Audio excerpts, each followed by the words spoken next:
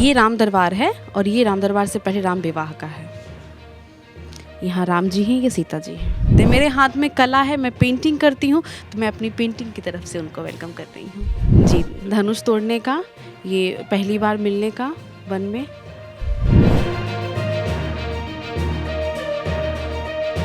तो वहाँ पे कंप्लीट 50 वॉल्स पे 50 फ्रेम में मैंने पूरी रामायण को वहाँ पे दर्शाया है। ये पूरा हाथ से किया हुआ ब्रश से काम होता है, कोई मशीन नहीं, कोई पेंसिल नहीं, कोई इरेजर नहीं।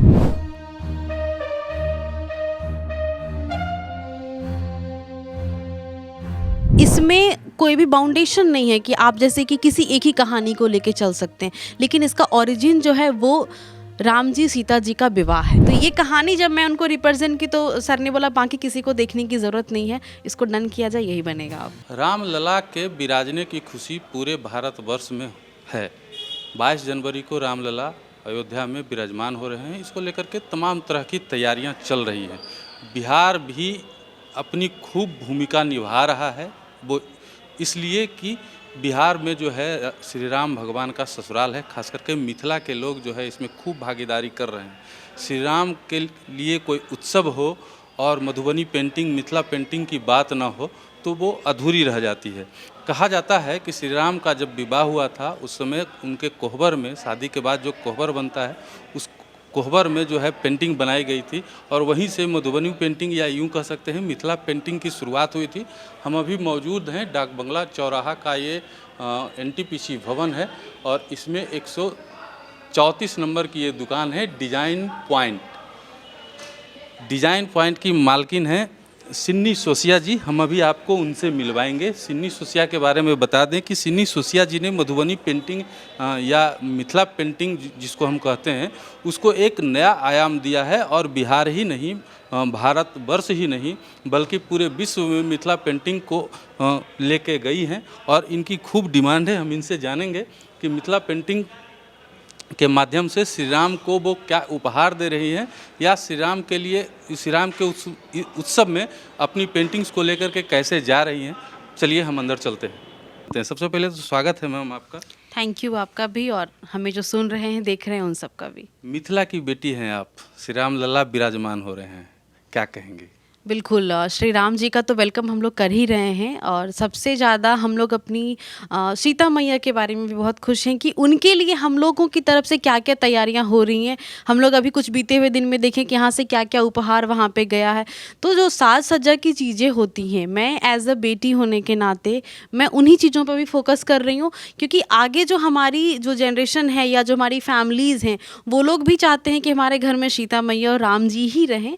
तो उन लोगों के लिए मैं जो भी कर सकूँ, कि हम लोग कहते हैं ना कि जो परमात्मा होते हैं हमारी आत्मा में वास करते हैं। तो आप ऐसा कुछ अपने मन से जो जहाँ भी, अगर आपके पास एक पान का अगर पत्ता ही है तो आप उससे भी वेलकम कर सकते हैं। मेरे हाथ में कला है, मैं पेंटिंग करती हूँ, तो मैं अपनी पेंटिंग की तरफ से उनको वेलकम कर रही हूँ।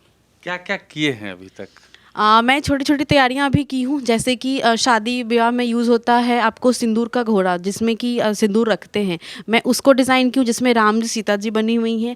मैंने बहुत सारे भी फ्रेम पेंटिंग भी बनाया है जिसमें राम जी की पूरी जीवनी को मैंने दिखाया है। उनका गुरुकुल में कैसे उनका पढ़ाई करना, फिर आगे जाना, फिर वनवास में उनकी शादी भी, स्वयंवर भी, पूरा उनका जीवनी था। सीता मैया का आग में भी प्रवेश करना और उनसे पहले जो उन दोनों की जो एक गुप्तगू थी कि नहीं आपको मैं उस तक नहीं पहुंचने दूंगा, तो वो सारी चीज़ों को मैंने अपनी पेंटिंग के थ्रू रिप्रेजेंट किया है।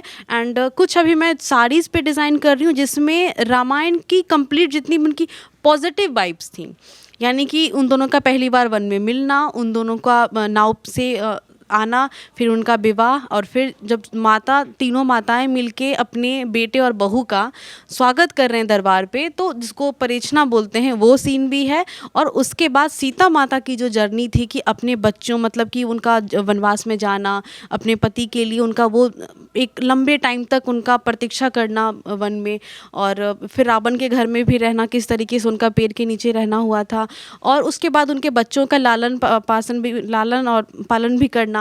ऐसी बहुत सारी जो उनकी लाइफ की गतिविधियां थी उसको मैं फ्रेम वाइज में करने के लिए मैं अभी 2 या 3 बार बैठ करके कंप्लीट रामायण को देखी हूँ, ताकि मैं उतनी लंबी कहानी को एक साड़ी पे कैसे ला सकूं, ये बस करके। और अभी मैं कुछ उसी तरह की पेंटिंग्स अभी तैयार कर रही हूँ। सभी लोग अयोध्या उपहार भेज रहे हैं। आपको सौभाग्य मिला है कि नहीं अभी तक? नहीं, अभी तक मैं वहाँ पे गई नहीं हूँ क्योंकि मेरा 1 से 2 दिन में जाने का प्लान हो रहा है वहाँ पे, और पेंटिंग के लिए भी, और राम जी का वो उस भूमि को एक बार छू के प्रणाम भी करना है। और रहा काम का, तो वो ऑटोमेटिक पहुँच जाता है। आत्मा में हमारे वास करते हैं श्री राम। आपको हम बता दें सिन्नी सोसिया जी के बारे में। सिन्नी सोसिया जी ने मिथिला पेंटिंग को जो है बिहार ही नहीं, भारत ही नहीं, विश्व में एक नई पहचान दिलाई है। और इनके पास विदेशों से भी ऑर्डर आते रहते हैं। मिथिला पेंटिंग की भी एक खासियत है, एक ये है कि भारतीय संस्कृति की पूरी झलक, खास करके बिहारी संस्कृति की पूरी झलक मिथिला पेंटिंग में पाई जाती है। जैसे कि हर एक कला का एक माध्यम होता है। बहुत तरह के आर्ट फॉर्म अपने बिहार में हैं, उसी में से एक आर्ट फॉर्म आपका मधुबनी पेंटिंग है, जिसको मिथिला पेंटिंग भी हम लोग बोलते हैं। तो इसमें कोई भी बाउंडेशन नहीं है कि आप जैसे कि किसी एक ही कहानी को लेके चल सकते हैं, लेकिन इसका ओरिजिन जो है वो राम जी सीता जी का विवाह है। क्योंकि जब पहली बार सीता जी के विवाह में जब कोहबर बनाने का ये रस्म निभाना था, तो जनक जी ने पूरे अपने शहर में ढिंढोरा करवाया था कि जो सबसे बारीक पेंटिंग कर सकती हैं, और वो घर के आंगन में कोहबर बनाएंगी जहाँ पे पहली बार राम लल्ला और सीता जी बैठेंगे। तो वहाँ से हमारी इस मधुबनी पेंटिंग, जिसको हम लोग मिथिला पेंटिंग भी कहते हैं, और आज ये विश्व विख्यात है, इसके नाम को किसी को परिचय देने की आज ज़रूरत नहीं है कि ये मिथिला पेंटिंग है। तो उस वक्त से ही ये पेंटिंग शुरू हुआ। लेकिन ये पेंटिंग आज के ज़माने में अगर अब गांधी को बनाना हो वो भी बना सकते हैं, अगर आज के ज़माने में हमको डेवलपमेंट को दिखाना हो, या फिर से हमारे रामायण को ही दर्शाना हो, ये रामायण से ही शुरू हुआ था। अभी फिर करंट में रामायण चल रहा है, तो इसकी कोई भी कहानी और कलर बाउंडेशन नहीं है इसमें। रामलला के विराजमान होने से पहले ही आपने जो है श्री रामचंद्र की सारी कहानी, या यूँ कहें पूरा रामायण, यहाँ पे राज्यपाल, महामहिम राज्यपाल के भवन में बनाया है। जी, मैंने वहाँ पे उनका था कि एक एरिया में पूरा उनको रामायण ही बनवाना था, तो जिसमें उनका रिक्वेस्ट था कि क्यों ना मतलब ऐसा किया जाए कि राम जी के पूरे जर्नी को दिखाया जाए। तो वहाँ पे कंप्लीट 50 वॉल्स पे 50 फ्रेम में मैंने पूरी रामायण को वहाँ पे दर्शाया है। और भी किन किन चीज़ों में रामायण को दर्शाया है आपने, हम दिखा दीजिए। यहाँ पे देखिए कितनी सुंदर ये पेंटिंग्स हैं, सब में राम, सीता, लक्ष्मण और यहाँ पे वीर बजरंगबली भी विराजमान है। ये देख लीजिए कितनी सुंदर सुंदर कलाकृतियाँ। नेचुरल कलर से बनाया गया है, जिस कलर को हम लोग नेचुरली बनाते हैं। ये अभी हमारा मॉडर्न ज़माना भी आ चुका है, जब चीज़ें हमें रेडीमेड भी मार्केट में मिल जाती है, उससे बनाया गया है। लेकिन ये पुरानी पद्धति पे बनाया गया है।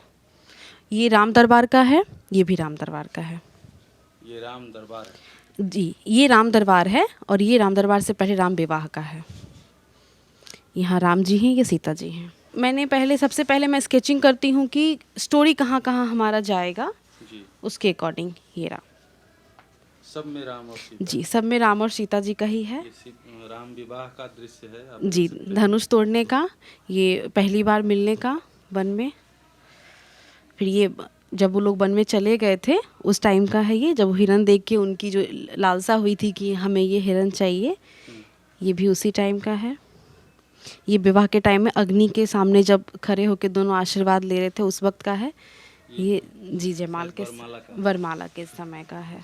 जी, साड़ियों में देख लीजिए किस तरह की कलाकृतियाँ। ये आप मशीन से होती हैं या खुद से? ये कम्प्लीटली हैंडवर्क होता है। इसकी स्केचिंग्स में अभी आपको दिखाई हूँ। फिर हम लोग सामने फ्रेम में रखते हैं कि वैसा हमें बनाना है, और उसके अकॉर्डिंग फिर हम लोग साड़ी पे आते हैं। ये पूरा हाथ से किया हुआ ब्रश से काम होता है, कोई मशीन नहीं, कोई पेंसिल नहीं, कोई इरेजर नहीं। सीता जी के लिए स्पेशल कोई डिजाइन किए? जी, सीता जी के लिए भी मेरी काम अभी चल रही है। वो कंप्लीट होते ही मैं अयोध्या जाऊंगी, जिसमें मैं सीता जी की कंप्लीटली जर्नी दिखा रही हूँ अभी। अच्छा, राम के अलावा सीता जी की भी जर्नी उन साड़ियों में दिखाई जाएगी। लेकिन हमारे बिहार की अगर दामाद हुए राम जी, तो हमारी यहाँ की तो बेटी हुई सीता जी, तो हम लोग तो प्रथम प्राथमिकता सीता माता को ही देंगे। इसलिए मैं एक बार सोची कि क्यों ना उनकी स्टोरी को भी एक बार बनाया जाए, तो मैं वो भी कर रही हूँ अभी। ये राम विवाह का की जो पूरी झलक है आपको इस साड़ी में दिख रही है। आप देख सकते हैं किस तरीके से जो है राम ने जयमाला दिया। राम और सीता जी का जयमाला है यहाँ पे जो है इनके ऑर्डर तो आपको विदेशों से भी आते होंगे।